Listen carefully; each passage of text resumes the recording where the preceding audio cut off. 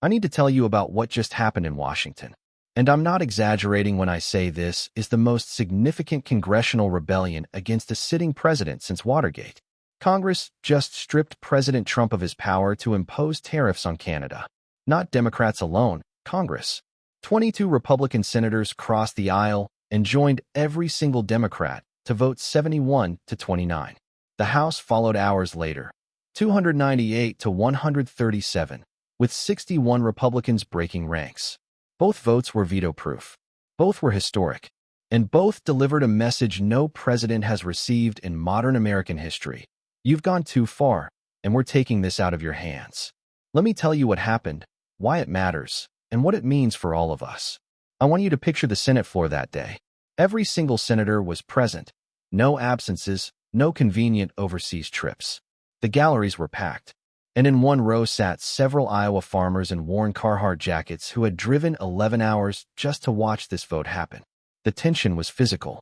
Everyone knew what was about to happen, but nobody quite believed it would. The bill was called the North American Trade Stability Act. The lead sponsor was a Republican senator from Iowa, a man who had voted for Trump twice, campaigned with him, endorsed him without reservation. But his state had been gutted by Canadian retaliatory tariffs on corn, soybeans, and pork.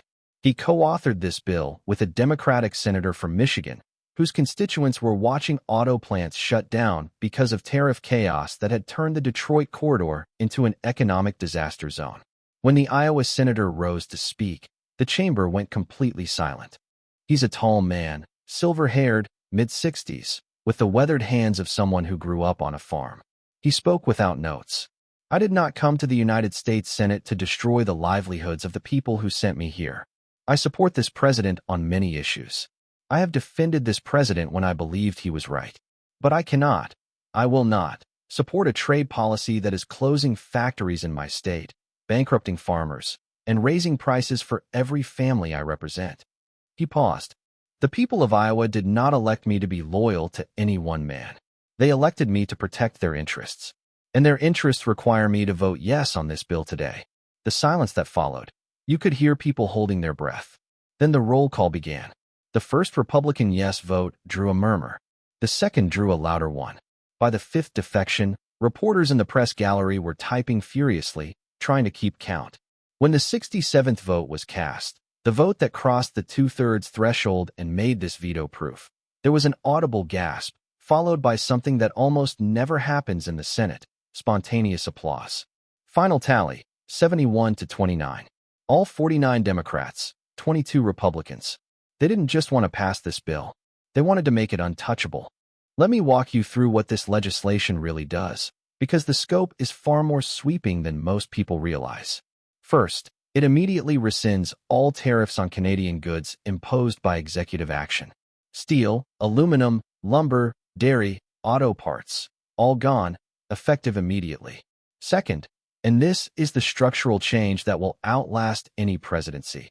It strips the president of unilateral authority to impose tariffs on Canada and Mexico under Section 232 of the Trade Expansion Act. Section 232 was designed to restrict imports that genuinely threaten national security, weapons components, sensitive technology. It was never meant for 25% tariffs on Canadian lumber or dairy. The bill closes that loophole permanently for our North American partners.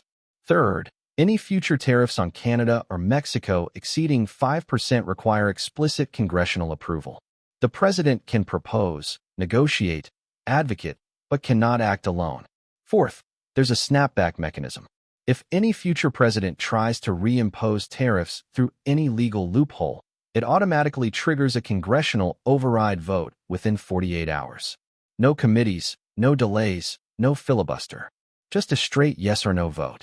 Congress didn't just block these tariffs. They built a constitutional firewall so thick that no future president of either party can do this again without Congress's consent.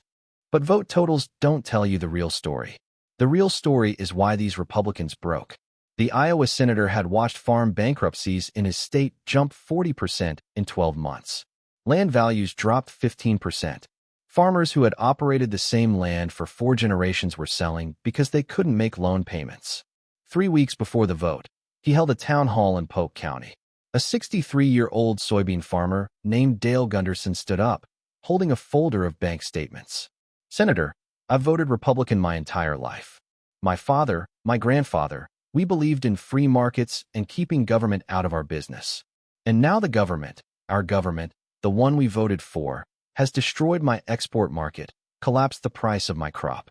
My bank is telling me I have 90 days to refinance, or they're taking the land. For generations. 90 days. His voice cracked. "I'm not asking you to be a Democrat. I'm asking you to be an Iowan." That town hall was the turning point. The senator told colleagues afterward, "I can survive a primary challenge. I can survive Trump's anger. I cannot survive looking Dale Gunderson in the eye and telling him I chose a tariff policy over his family's farm." The Alabama senator's story is even more dramatic. She had initially defended the tariffs on Fox News. Then Toyota pulled $9 billion out of Huntsville. 4,000 direct jobs gone. 10,000 indirect jobs. An entire city's economic future vanished overnight. The morning after the Toyota announcement, she called the bill's lead sponsor from her car in a church parking lot, where she'd just met with laid-off construction workers. "I'm in," she said. No negotiation, no conditions. She'd seen what the tariffs did to her state, and she was done defending them. A Republican senator in one of the reddest states in America reversed her position in a single morning because she saw her community being destroyed. That's not ideology. That's a human being deciding no political loyalty is worth that. In Michigan, the breaking point was the bridge crisis and auto plant shutdowns. At a town hall in Livonia, a UAW member named Tony Serrano stood up. He'd worked at the Ford Rouge complex for 19 years. "I voted for your president. I believed him when he said he'd bring jobs back. Instead, he took mine. I'm on temporary layoff because parts are stuck on a bridge. My wife's hours got cut. My kids are asking why I'm home in the middle of the day." He paused. "I'm not asking you to be a Democrat. I'm asking you to take back his tariffs before I lose my house." That exchange was captured on video. 14 million views across platforms. The congressman voted yes 2 days later. When a reporter asked if the video influenced his decision, he said, "Tony Serrano influenced my decision. His family influenced my decision. Every family in my district influenced my decision." Then Warren Buffett stepped to a microphone in Omaha and said something nobody expected. He was at a Berkshire Hathaway shareholders event. When the first question came about the congressional vote, he paused, took off his glasses, put them back on, and smiled. A real smile, not the pained expression we'd seen from him all year. "You know, people have been asking me for months what's wrong with America. What's wrong with the system? And I've had some tough things to say. I've used words like demolished. I've moved capital overseas. I've criticized decisions I thought were harmful and self-defeating. And I meant every word." He paused. "But today, I want to say something different. What Congress did yesterday, Republicans and Democrats together, from states across this country, that's not what's wrong with America. That is what's right with America. That is the system working exactly the way it was designed to work 237 years ago." The applause started before he finished. The founders were terrified of concentrated power. That's why they built 3 branches of government. They wanted to make sure that if one branch went off the rails, the other branches could step in and say, "No, stop. This has gone far enough." That's what happened yesterday. Congress said no. And that no may be the most important word spoken in Washington in a very long time. Then he got serious. "Now, on the economics, let me be clear. These tariffs should have been blocked 18 months ago. The damage is real. Factory closures, farm bankruptcies, gas price spikes, capital flight, alliance damage. Some of it will take years to repair. Some may never be fully repaired. Congress didn't prevent the harm. They stopped it from getting worse. And sometimes, stopping the bleeding is the most important thing you can do before you start healing." Then Buffett said something that felt like an emotional conclusion to everything we'd been through. "I've said some hard things about American leadership this past year. I've questioned the competence and reliability of American policy in ways I never imagined I would. But let me say this." He leaned forward. "A country that can correct its own mistakes, even late, even imperfectly, even at enormous political cost to the people who cast those votes. That's a country that still has a future." I saw 22 Republican senators put their careers on the line yesterday because their constituents were hurting. That's not perfection. That's messy, painful democratic self-correction. And it's enough, just enough, to make me more optimistic about America than I've been in a very long time. The standing ovation lasted over a minute. Meanwhile, Trump was in a place nobody around him had seen before. According to administration officials, he watched the Senate vote in silence. When the 67th vote was cast and the chamber erupted, he stood up, turned off the television, and left without speaking to anyone. One advisor said, "I've seen him angry 1,000 times. This wasn't anger. This was something worse. He looked like a man who just realized his own people don't believe in him anymore." He made 3 phone calls that evening to Republican senators who voted yes. Each call lasted less than 2 minutes. Each ended the same way. "You're finished. I will personally find someone to run against you, fund them myself, and you will lose. You're finished." One senator hung up, sat quietly, and said, "Well, I guess I'm going to find out if the farmers of Iowa have my back the way I had theirs." Sunday morning, Trump called the 22 Republican defectors traitors and worse than any Democrat. He announced he'd recruit and fund primary challengers against every single one. And then he vetoed the bill. Within 48 hours, both chambers held override votes.